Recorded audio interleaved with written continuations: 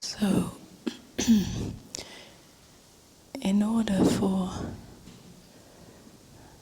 awakened consciousness to fully flower in our humanity, it is not enough for it to remain as illuminated mind. Most often, it's the qualities of illuminated mind that are venerated, qualities of wisdom, clarity, and so on. Knowing. It's not enough to have an awakened perspective. It's not enough to have a non-dual perspective.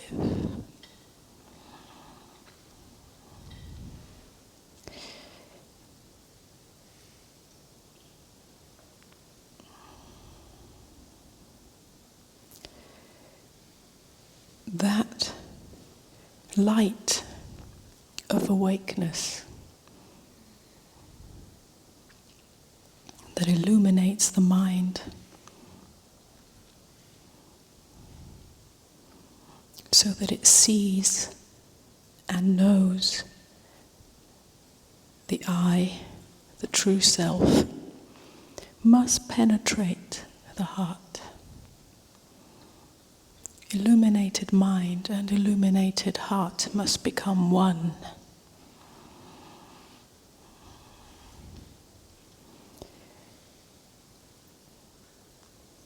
This is when that light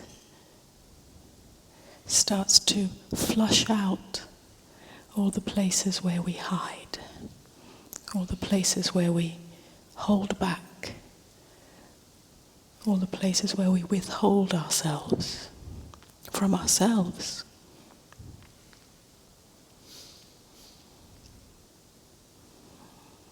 That's what we're doing here. That's what you said last night.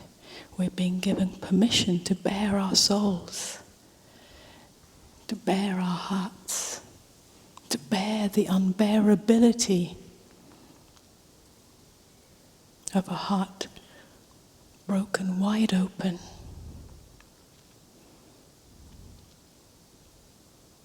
Because in that openness, the mind has no position.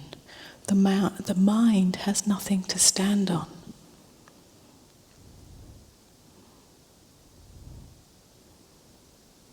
The mind can no longer divide between non-dual and dual. It all becomes one. And surprisingly, this is not often the case. Even if there is illuminated mind, it still doesn't always penetrate the deepest recesses of the heart. So that's what we're doing here, or part of what we're doing here.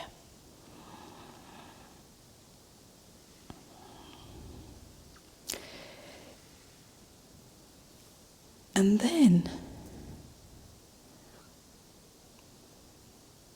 when the heart is illuminated, when the heart is wide open, when there are no more defenses, when there are no more positions, when there are no more conclusions.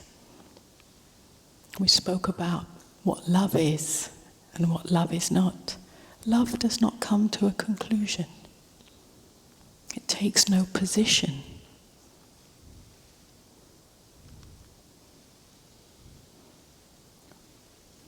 From that place, right action takes place. But when heart has been exposed,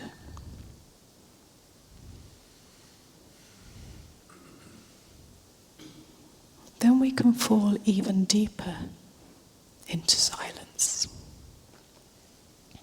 A silence that goes all the way into the very fabric of our being, into the very fabric of our humanity, into our inner environment and outer environment.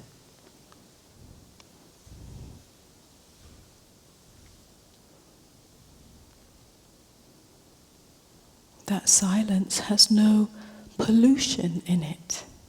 When I say pollution, it is not polluted by a position, a conclusion.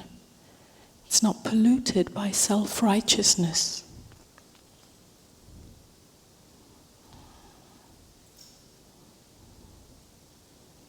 Only then can clear action be taken.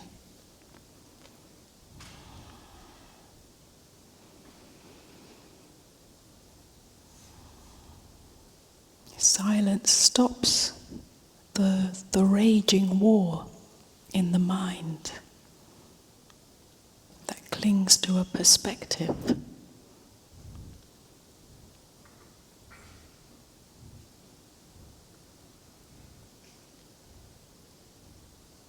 Stops the conflict in the heart that needs to close and open. It brings an end to the tight knot in the belly.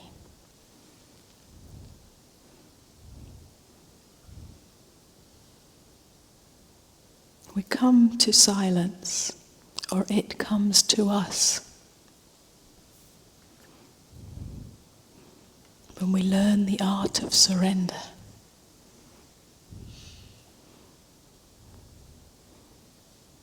I'm not talking about surrender to circumstances or to others. I'm talking about the surrender of mind, the bearing of the unbearability of the mind having no position to fall back on, to razor's edge.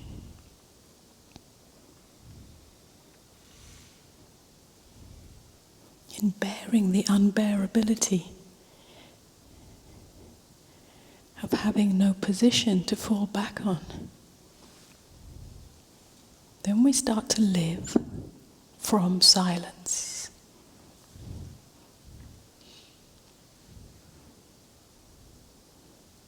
And that has huge ramifications on how we live, on how we relate, on how we meet each other.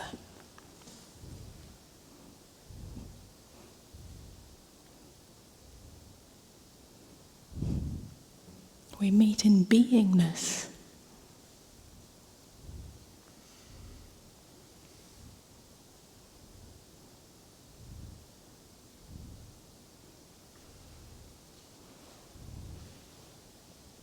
There may be words or there may be no words. And of course, words are useful to navigate the world.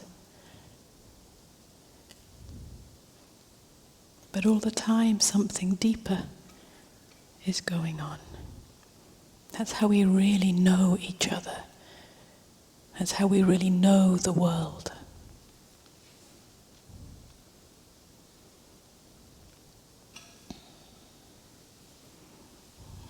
When that silence has penetrated all the way, then really there's no more need to meditate.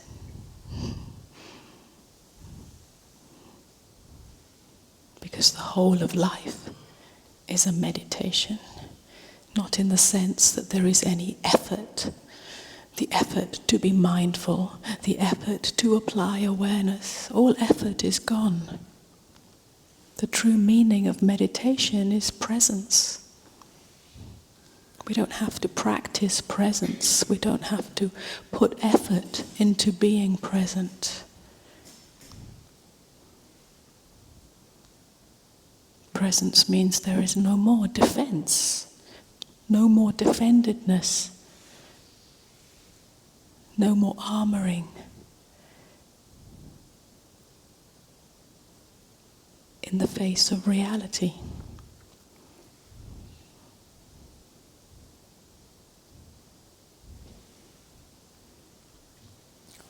Whether that's an external reality or an internal reality, it's all the same. We don't have to pretend to ourselves.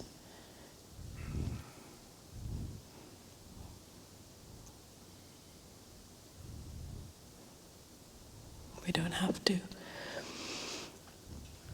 live in the imagination.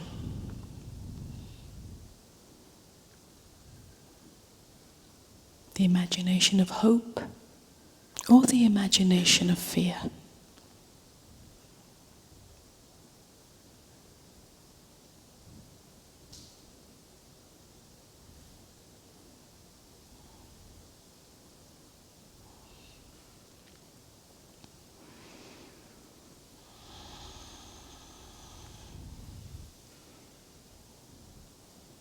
So really, when we invite silence, it's not as a practice.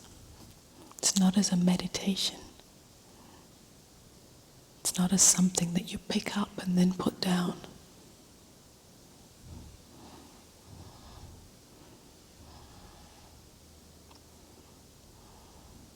It's as an invitation to remember, a remembrance of that which is always here.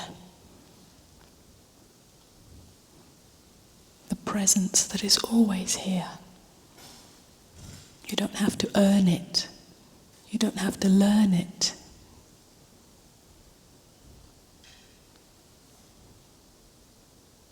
It's here.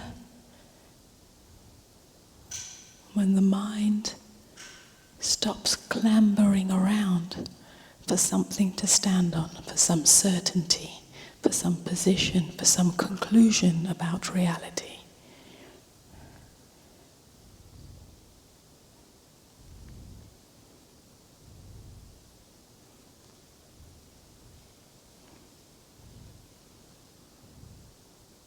Even when we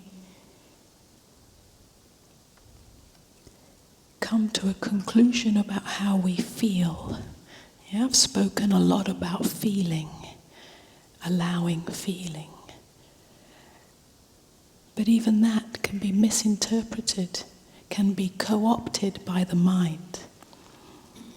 You feel something, and then you're absolutely certain that's what you feel. And then you put a label around it.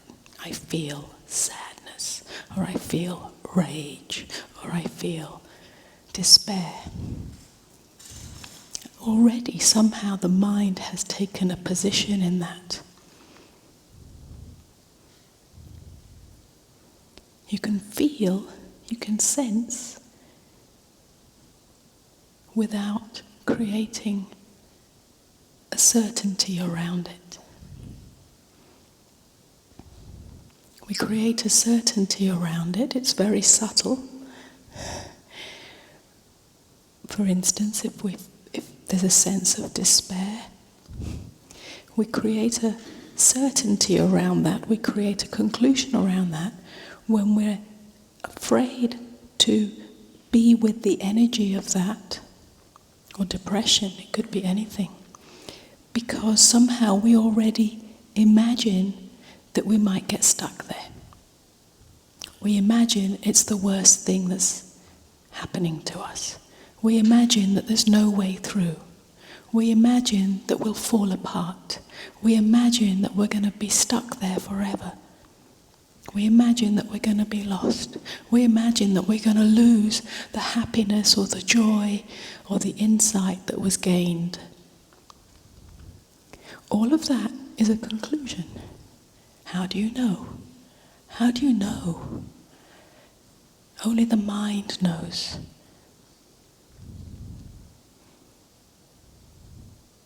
When you meet what is here without containing it, then it opens up a whole new vista.